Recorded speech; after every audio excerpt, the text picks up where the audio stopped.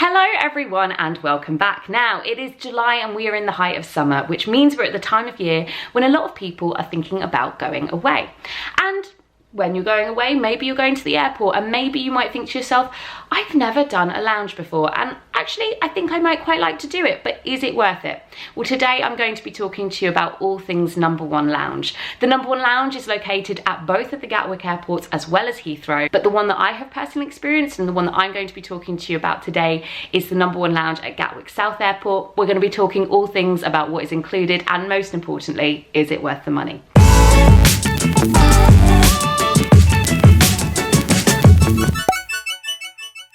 So the No1 Lounge is priced from £30 upwards, depending on when you book, how far in advance, how busy it is, etc, etc. Now this can be done online. I would highly recommend doing this ahead of time because not only can you receive a 20% discount, but it also will guarantee your entry. When I went to the No1 Lounge, it was 5:30 in the morning and already at that time it was heaving. And there were so many people ahead of me in the line waiting to go in who had to be turned away because they didn't have a slot for themselves. So I would say make sure you book ahead. The access to the No1 Lounge is super easy. When you're going through Gatwick South, straight after you've been through security, just as you're about to head down the escalator into the duty-free zone, then you would go just off to the left and just walk along. You don't go down the escalator, you just go off to the left and the entrance to the No1 Lounge is pretty much straight away there. It's very easy to find. The lounge is open from 4 AM till 9 PM and you can choose what slot you would like to book. Now your booking is for a 1.5 hour slot. However, I would say from my experience, whilst we did not go over this time and we stuck to the time that we had been given, I knew there were people there whose flights had been delayed and had ended up sitting in the lounge for longer than that 1.5 hour allocated time. And you know, ultimately, so long as you're behaving, so long as you're not abusing the bar, then no one's going to be kicking you out. So you know, you're fine. So what does that cost for the lounge include, I hear you ask? Well, I would say the biggest thing is that it gives you a space to sit in a calm environment. There are times when I go to the airport and it's fine and it's really quite chill and you can just sit and relax, and there are other times when it is heaving. You cannot find a seat.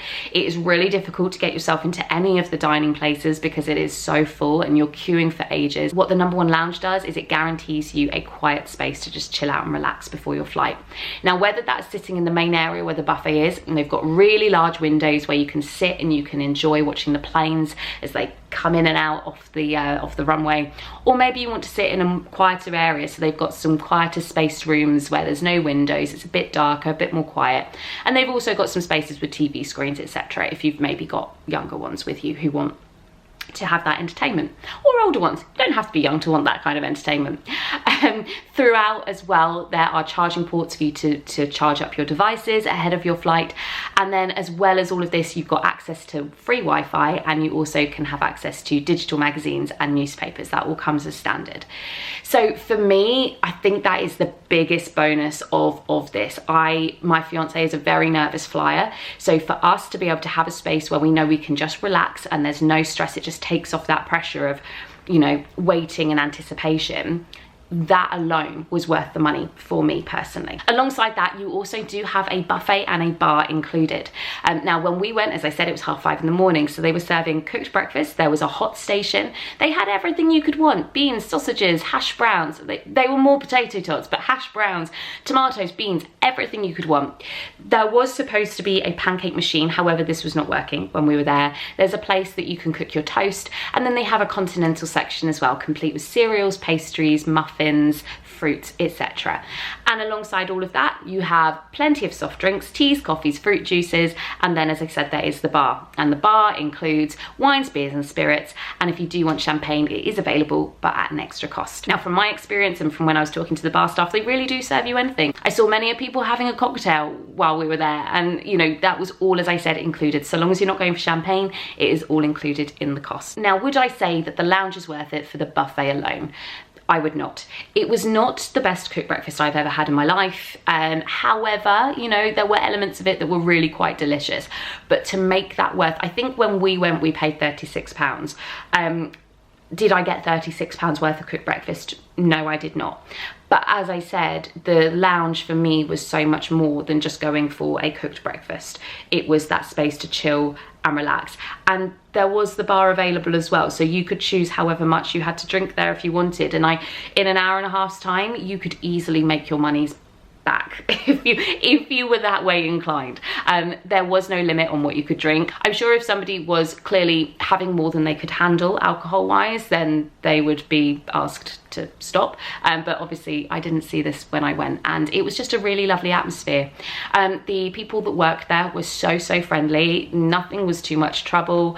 Really nice, relaxed atmosphere. They were happy to chat to you. Now, when I went, as I said, it was 5:30 in the morning and it was heaving. I've already mentioned people were getting turned away before they even went in, but that said, it wasn't an issue. We thought we were going to struggle to find a seat. We were advised to maybe look in the downstairs area. This was away from the buffet and it was a slightly more darkened space. There were no windows, etc. And we were told there was space in there, but we thought, oh, we'll just have a little explore around. We want to go see what the buffet's like. So we had a little look, and yeah, it was full, but even just as we were walking around for that like 2 minutes around the main area, a space became available and it was perfect. It was in this kind of like booth seating area. My fiance and I had so much space between the two of us. There was a small kind of like low table that we could use as well, and we were just able to sit out and chill, and there was loads of spaces for us to put our bags. We weren't too close to anyone else, so you know, even on the busiest times, it's very easy to find a location, a little spot for you and whoever you're traveling with. One of my misconceptions about lounges was I thought you had to be a certain class on your plane to be able to use the lounges. We were flying economy. Doesn't matter. Anyone can use these lounges regardless of your flight, regardless of the standard of your ticket. Everyone is entitled to use these lounges so long as there is space. So as I said, I would encourage you to book ahead. So in short, would I recommend the No1 Lounge? 1,000,000%. I will 100% always be using the lounges now every time I fly. I cannot tell you how much it helped us in the lead up to our holiday. We had had a very stressful drive over. We'd actually experienced a burst tire at like 4 in the morning, 20 minutes away from the airport. We genuinely thought we were not going to be able to go on our holiday. Anyway, it all worked out. We managed to get to the airport in time, and we were stressed to say the least. So to know that we could just go into the lounge, sit and chill before our flight, I cannot tell you how much it helped. And it felt really special and it felt really fun, and you felt really like, oh, we're on holiday. It's not something that we would do every day. So it was a wonderful way to start off the trip. Actually, with that in mind as well, we were slightly late to our booking because of what I've just said.